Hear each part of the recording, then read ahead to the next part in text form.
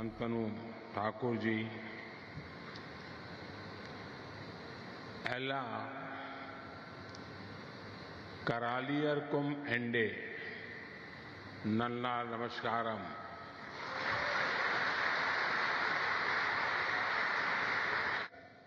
उससे जुड़े जो नियम थे उसमें किए गए रिफॉर्म्स की वजह से पिछले 10 साल में इंडियन सीफेयरर्स की संख्या में 140% की वृद्धि हुई है।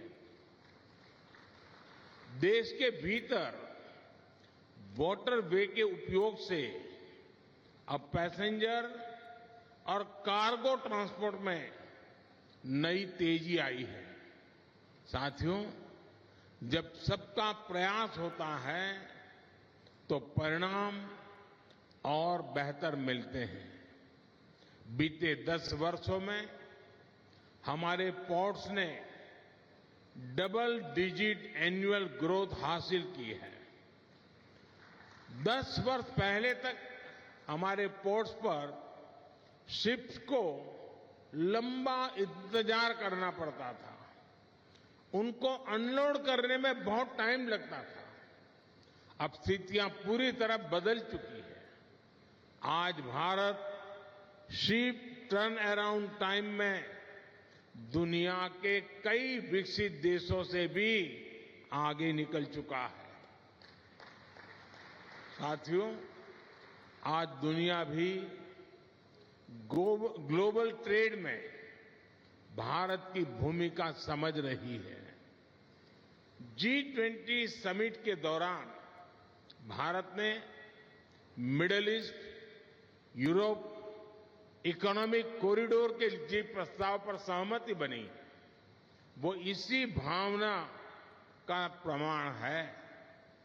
ये कॉरिडोर विकसित भारत के निर्माण को बहुत बल देगा।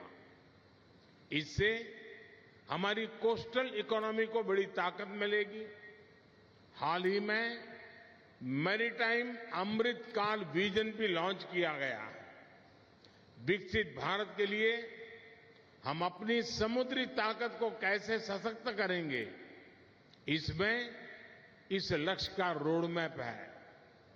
भारत को दुनिया की एक बड़ी मैरीटाइम पावर बनाने के लिए हम मेगा पोर्ट्स, शिप बिल्डिंग और शिप रिपेयर क्लस्टर जैसे इंफ्रास्ट्रक्चर बनाने पर जोर दे रहे हैं। साथियों, केरला में आज जिन 3 प्रोजेक्ट्स का लोकार्पण हुआ है, उनसे मैरीटाइम सेक्टर में इस क्षेत्र की हिस्सेदारी और बढ़ेगी। नया ड्राई डॉक भारत का नेशनल प्राइड है। इसके बनने से यहां बड़े जहाज, बड़े वेसल तो आ ही सकते हैं, साथ ही यहां शिप बिल्डिंग और शिप रिपेयर का काम भी संभव होगा। इससे भारत की विदेशों पर निर्भरता कम होगी और जो पैसा हम विदेश भेजते थे वो देश में ही लगेगा। इसके साथ यहां ship building, ship repair sector में नई स्किल्स पैदा होगी। साथियों, आज इंटरनेशनल शिप रिपेयर फैसिलिटी का भी लोकार्पण हुआ है। इस प्रोजेक्ट से कोची भारत का और भारत एशिया का एक बड़ा शिप रिपेयर सेंटर बनने वाला है। हमने देखा है कि आईएनएस विक्रांत के निर्माण के दौरान किस प्रकार अनेक एमएसएमईज को सपोर्ट मिला था। अब जब शिप बिल्डिंग और रिपेयर की इतनी बड़ी फैसिलिटी यहां बनी है, तो इससे एमएसएमईज का एक नया इकोसिस्टम बनेगा। जो नया एलपीजी इंपोर्ट टर्मिनल बना है, इससे कोची, कोयम्बटूर, ईरोड, सेलम, कालीकट, मदुरई और त्रिची में एलपीजी की जरूरतें पूरी होगी। इससे इन इलाकों में इंडस्ट्री और दूसरी इकोनॉमिक डेवलपमेंट को भी मदद मिलेगी और नए रोजगार भी बनेंगे। साथियों, कोच्चि शिपयार्ड आज आधुनिक और ग्रीन टेक्नोलॉजी से lace made in India vessels बनाने में भी अग्रणी है। कोच्चि वाटर मेट्रो के लिए जो इलेक्ट्रिक वेसल्स बनाए गए हैं वो प्रशंसनीय है। अयोध्या, वाराणसी, मथुरा और गुवाहाटी के लिए भी इलेक्ट्रिक हाइब्रिड पैसेंजर फेरीज का निर्माण यहीं हो रहा है। यानी देश के शहरों में आधुनिक और ग्रीन वाटर कनेक्टिविटी में कोच्चि शिपयार्ड की भूमिका अहम है।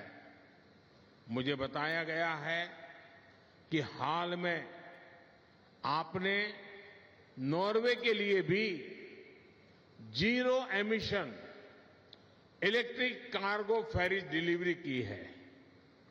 यहां हाइड्रोजन फ्यूल पर चलने वाले दुनिया के पहले फीडर कंटेनर वेसल के निर्माण पर भी काम चल रहा है।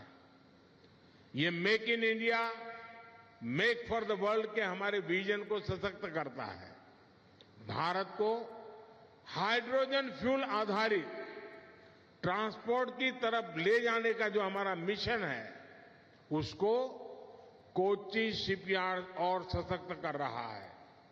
मुझे विश्वास है कि बहुत ही जल्द स्वदेशी हाइड्रोजन फ्यूल सेल फेरी भी देश को मिलेगी। साथियों, blue economy, port lead development को और उसके कारण हमारे मछुआरे भाई बहनों की एक बहुत बड़ी भूमिका मैं इसमें देखता हूं। आज पीएम मत्स्य संपदा योजना से फिशिंग के लिए भी आधुनिक इंफ्रास्ट्रक्चर बनाया जा रहा है। केंद्र सरकार डीप सी फिशिंग के लिए मछुआरों को आधुनिक नाव देने के लिए सब्सिडी दे रही है। किसानों की तरह ही मछुआरों को भी किसान क्रेडिट कार्ड की सुविधा दी गई है।